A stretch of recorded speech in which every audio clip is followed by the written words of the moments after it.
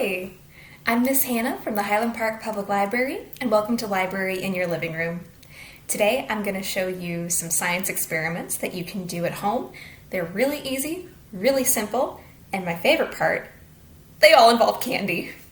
So we're going to use M&Ms, gummy bears, Skittles, and marshmallows to perform some simple science experiments. Before you start any of these experiments, be sure to get a grown-up's permission, or better yet, ask them to help you out. All right, let's get started.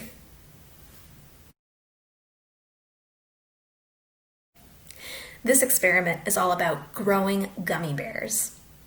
You'll need 3 cups, 3 gummy bears, water, salt, and a tablespoon measure.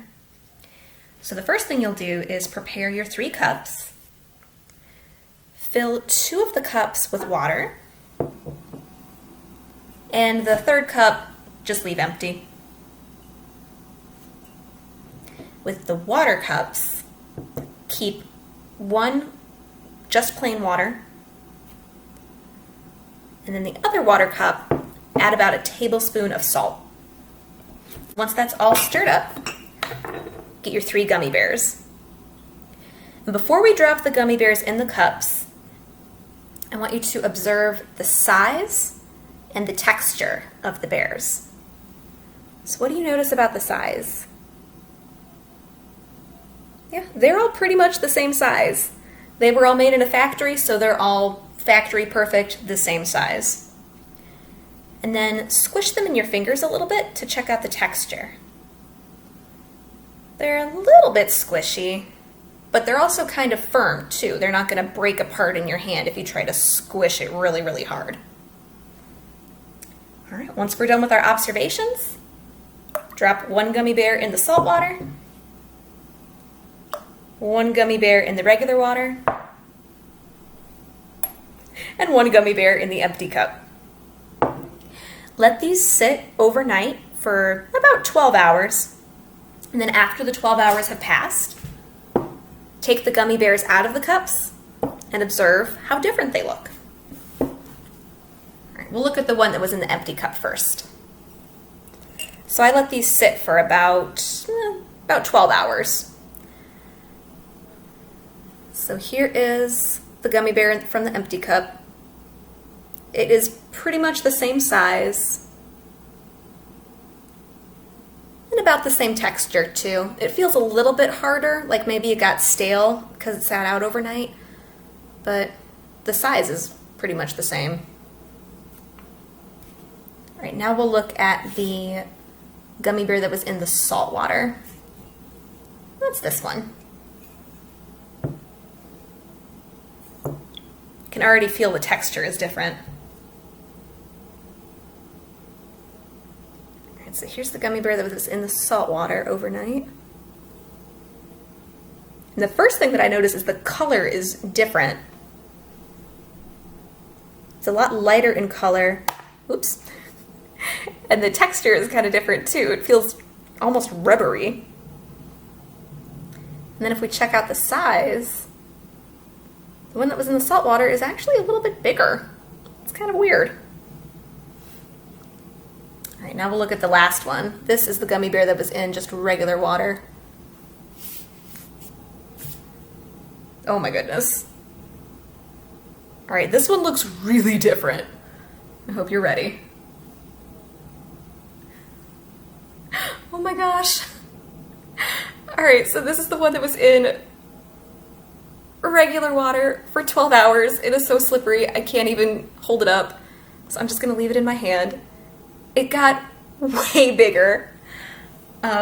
Here is the gummy bear that was just sitting out in air in an empty cup. Just to compare the two, you can see the one that was in regular water got a lot bigger. And it also feels a lot squishier too. Like I feel like it's so squishy I can't even hold it up. It'll just slip right out of my hands. Look at how much bigger it got. So what happened in those cups overnight? Well, so gummy bears are made out of a lot of things. They contain sugar molecules and water molecules. And when the gummy bear got dropped into the salt water, the water molecules that were in the gummy bear slurped out of the bear and went into the salt water. So that caused the gummy bear to change color a little bit and change shape and also change texture. Because it has less water in it, the texture feels more rubbery than it did before. And then this giant monster of a gummy bear that was in the regular water, the water molecules that were in the cup went into the gummy bear. And because the gummy bear got full of water molecules, it grew bigger and the texture changed as well. It got squishier because now it's full of water. For this experiment, we're going to test how to get a candy coating off of an M&M. So all M&Ms are covered in this candy coating that encases the chocolate. And we're going to see what liquid works best to get that candy coating and all that food dye off. So I've got 2 M&Ms here. I've also got a cup with some water in it and a cup with some vegetable oil in it. Do you have a guess which liquid is going to work better, the water or the oil? I have no idea. So we'll see. All right, so we'll drop the first M&M in the vegetable oil. And make sure that the M&M is covered by the oil, but you don't need a lot of oil in it. Just enough so that the candy is covered. And then we'll drop the M&M in the water cup too. And if you want, you can swish it around a little bit to make sure that the candy is nice and wet. And the M&Ms that I got are the fudge brownie M&Ms because they're a little bit bigger and they show up better on a camera. But you can use regular M&Ms. It doesn't really matter. All right, so we're swishing one M&M around in the oil. And the oil is pretty much the same color. And the M&M is the same color too. It doesn't seem like there's much happening. So now I'll go over to the water cup and swish that around a little bit. And the water is already starting to turn pink, even though the M&M was only in there for a couple of seconds. And that means that the dye is starting to come off of the M&M, and some of the candy coating is coming off too. All right, so you can leave those in the liquids for as long as you want and see how it changes after a minute, 2 minutes, 10 minutes, probably up until about an hour. But I don't want to sit here for a whole hour, and you probably don't either. So let's see what happens after being in the water and the oil for just a little while. So we'll grab the oily one out first. It's really slippery and kind of gross. All right, so the oil M&M is a little bit shinier because it's covered in oil, but it is the exact same color. Like none of that candy coating has come off. And you can even see, kind of, because the lighting is bad, but you can see the M is still on the M&M. Gonna drop that back in the oil. All right, now we'll look at the M&M that was in the water. Oh my gosh, it looks totally different. So the red candy coating is almost totally gone. It looks white now with just like little pieces of red. And the M from the M&M is totally gone. It disappeared. So what happened is the candy coating basically dissolved in the water. The molecules that make up the M&M are attracted to the water molecules, and they just kind of mix together, and that causes the candy coating to like go away from the M&M.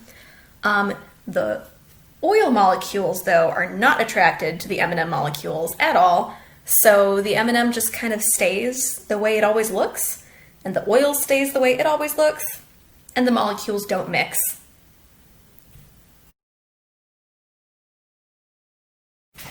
Now we're going to see what happens when we put a marshmallow in the microwave. For this experiment, you'll need a marshmallow, a microwave, and a microwave-safe plate. Not every plate can go in a microwave, so be sure that it says microwave safe on the bottom. All right, we are going to put this marshmallow in the microwave for about 30 seconds on high, and we'll observe what happens while it's in there.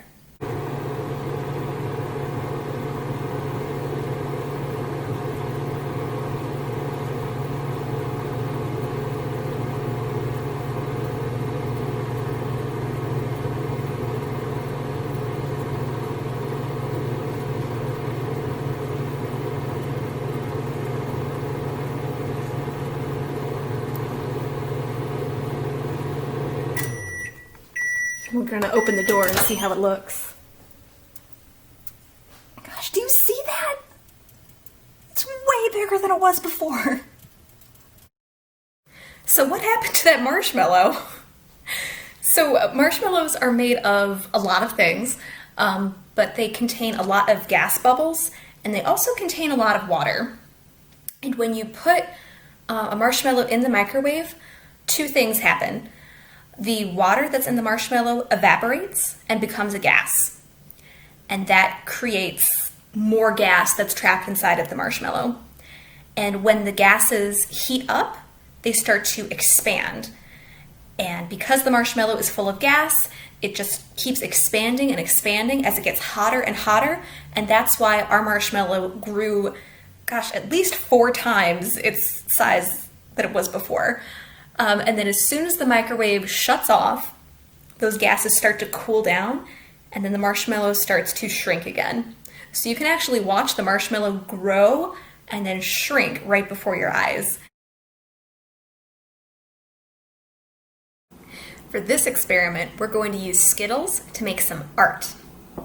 You'll need some Skittles, a plate, and then a cup of water. So what I did is I arranged the Skittles in a circle around the plate.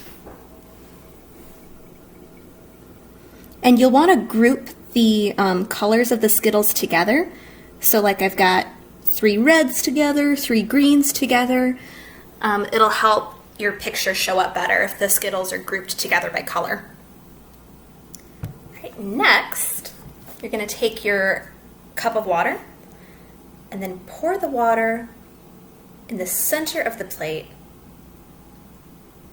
And you'll want to pour enough so that the Skittles are partially covered by the water. So I'm going to move my camera so you can see how that looks.